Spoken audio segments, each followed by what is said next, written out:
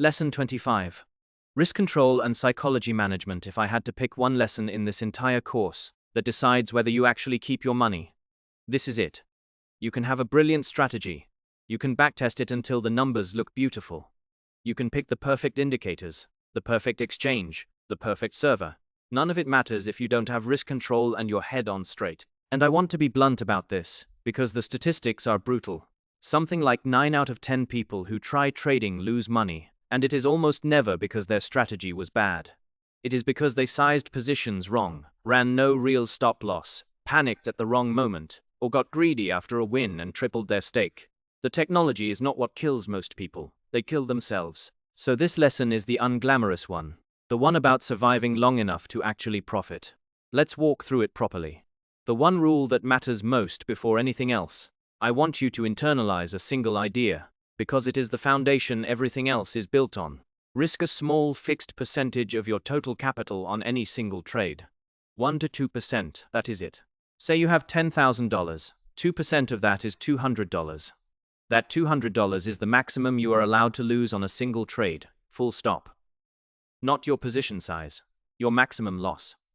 If your stop loss is set 4% below your entry, then your position size works out to $5,000, because 4% of 5,000 is 200. The stop loss percentage and the position size work together. You tune one against the other to land on that fixed risk number. People hear 2% and think it sounds tiny. That is the point. It is tiny. It is tiny because you are going to have losing trades, a lot of them. Even a strategy with a 60% win rate loses 4 out of every 10 times. You will hit streaks of 3, 4, 5 losses in a row, purely from randomness. If you are risking 20% per trade, that streak doesn't just hurt, it ends you. If you are risking 2%, you barely feel it. You wake up the next morning and you are still in the game. Aggressive traders push it to 3%. I'd really encourage you not at the start. 3% sounds close to 2, but compounded across a bad stretch, it drains your account much faster. And never, no matter how confident you are, go above 5% on a single trade. That isn't trading anymore. That is gambling with extra steps, layers, not just one number. The 2% rule is the first layer. But here is the thing. If you have 5 positions open at once and each one is risking 2%, you are actually risking 10% of your account at that moment. So you need a second layer, which is total risk exposure. Add up the risk across all your open trades, and cap that too. A reasonable ceiling is somewhere around 10% of your account. That gives you room to run multiple positions without ever being one bad day away from disaster. Then, there is the daily loss limit. Pick a number, maybe 3 to 5% of your account, and treat it like a hard wall. If you hit it, you stop trading for the rest of the day. Not, maybe stop. Not, let me try to win it back. Stop. Freqtrade can do this for you mechanically through something called the max drawdown protection. You tell it to look back over the last 24 hours, and if losses cross your threshold, it pauses trading for a set period. The bot enforces the discipline so you don't have to.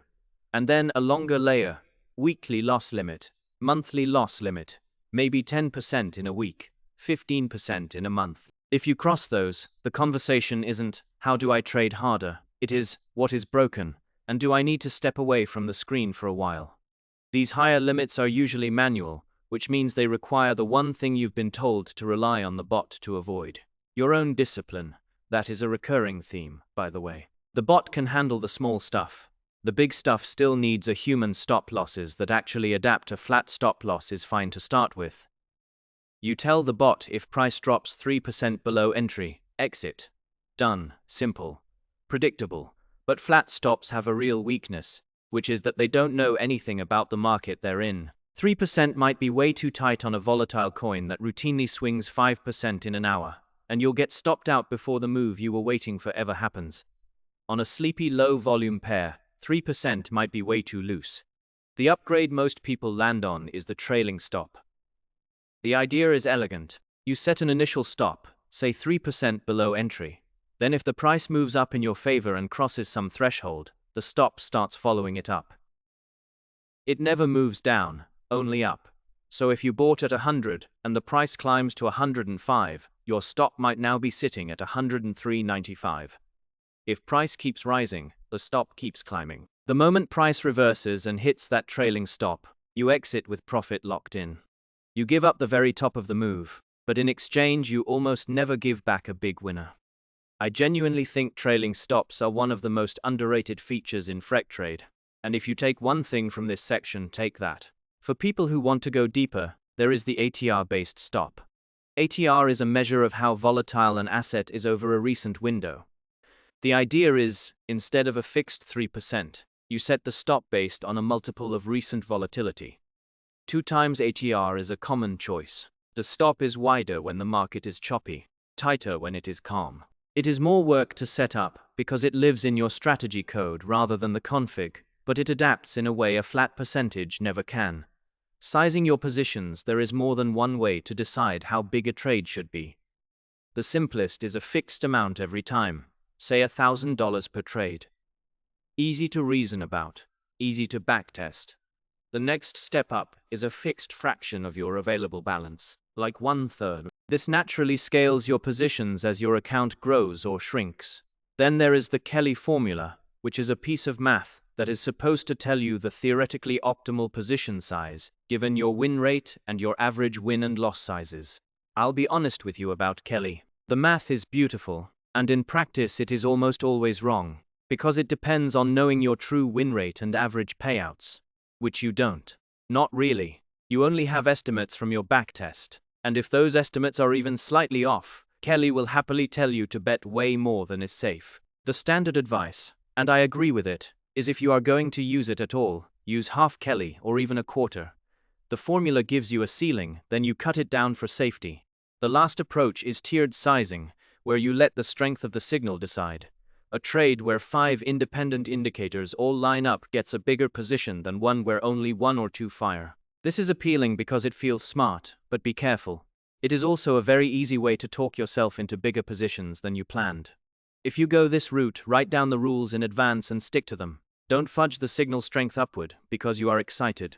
Letting the bot enforce the rules here is where Freqtrade really earns its keep. It has a built-in protection system, and I'd strongly suggest you turn on at least a couple of these from day one. There is Stop Loss Guard, which watches for a cluster of stop losses in a short window and pauses trading if it sees too many. If you get stopped out 3 times in 60 candles, something is wrong with the market or your strategy. And the bot takes a breath for you.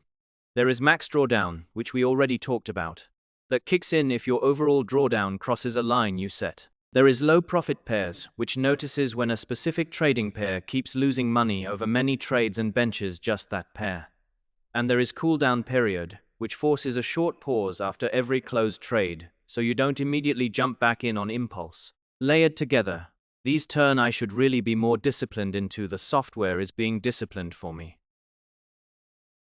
That is a huge difference. Willpower is a finite resource. Code isn't. The psychology part, you can't escape now the harder half. Because even with all the protections in the world, you still have to live with this thing, and the feelings don't go away just because execution is automated. They just move. Let's go through the 4 classic ones, because you will hit all of them. The first is fear, and it shows up most often after a losing streak. You've taken 3 stops in a row. The strategy fires a buy signal, and you can't bring yourself to trust it. So you skip the trade. And then, almost universally, that is the one that would have made money. Now you are not just losing, you are losing and regretting. The fix isn't to pretend the fear isn't there. It is to remember that even a 60% win rate loses 40% of the time, and a streak of 3 or 4 losses is just probability doing its thing. If the fear is bad enough that it is overriding your plan, cut your position size in half for a while.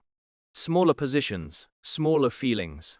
Confidence comes back slowly. The second is greed, and it is sneakier because it feels good. You finish a month up 15%. You start thinking, if I just doubled my position size I'd have made 30, so you do. And then the next month is a normal drawdown, except now it is twice as deep in dollar terms, and suddenly you've given back everything you made plus some. Greed doesn't feel dangerous in the moment because it is wearing the mask of optimism. The defense is to write down your sizing rules when you are calm, and refuse to change them when you are excited. The third is revenge trading, and it is the ugliest. You take a loss. It stings. The impulse is to immediately jump back in, bigger, on the next thing that moves, just to win it back. This almost always ends with a second loss that is larger than the first, because you are not trading your strategy anymore, you are trading your anger. The single best defense is a cool down. Walk away for an hour or two. Physically leave the screen. The impulse passes, I promise, but only if you give it time, and turn on that cooldown period protection. So even if you forget, the bot remembers. The fourth is overconfidence. The one that hits after a winning streak. 2 good weeks, and you start to feel like you've cracked the code. You turn off a protection because it is getting in your way. You add leverage because why not? And then the market does what markets do, and a single bad day takes back everything the 2 good weeks built. The cure here is just to stay humble. Today's profit doesn't guarantee tomorrow's. A lot of what looks like skill in trading is luck wearing a convincing costume. Treat the wins with the same suspicion you treat the losses. When the losing streak comes, because it will come, decide in advance how you'll handle it. 3 losses in a row is normal. Take a breath. Check that nothing technical is broken, and keep going. 5 losses in a row, pause new entries for a bit and look hard at whether the market environment has shifted. 7 in a row, stop for at least a day, pull up your backtest, and compare what is happening live to what your historical testing said should happen. 10 in a row, something is genuinely wrong, and you should seriously consider going back to paper trading until you figure out what. I also can't recommend a trading journal strongly enough. It doesn't have to be anything fancy. A simple file where you write down each day what you traded, what the result was, how you felt, whether you followed your plan, and what you want to do differently tomorrow. The point isn't the data. The point is the act of writing it down. It forces the feelings into words, and once they're in words, they're much easier to look at clearly. Patterns emerge. You notice you keep breaking your rules on days when you are tired, or that your worst decisions cluster after a big win. You can't fix what you can't see. The thing I actually want you to remember if you forget everything else from this lesson, hold on to this. Surviving is more important than profiting. Capital preservation is the whole game, because if you are still in the market 6 months from now, you'll have chances to make money. If you blow up your account in week 3, you won't. Every rule in this lesson, every layer, every protection, every journal entry, exists for one reason. Risk only money you can afford to lose. I mean that literally. Not rent money, not food money. Not money you might need next month. Money that, if it vanished tomorrow, would change nothing about your life. If you can't honestly say that about the capital you are trading with, pull it out. The market will still be there when you are ready. Control what you can control, which is your risk per trade, your total exposure, your stop losses, and your own behavior. Accept what you can't control, which is the market, the news, and the result of any individual trade. Do that, and you've already beaten most of the people who try this.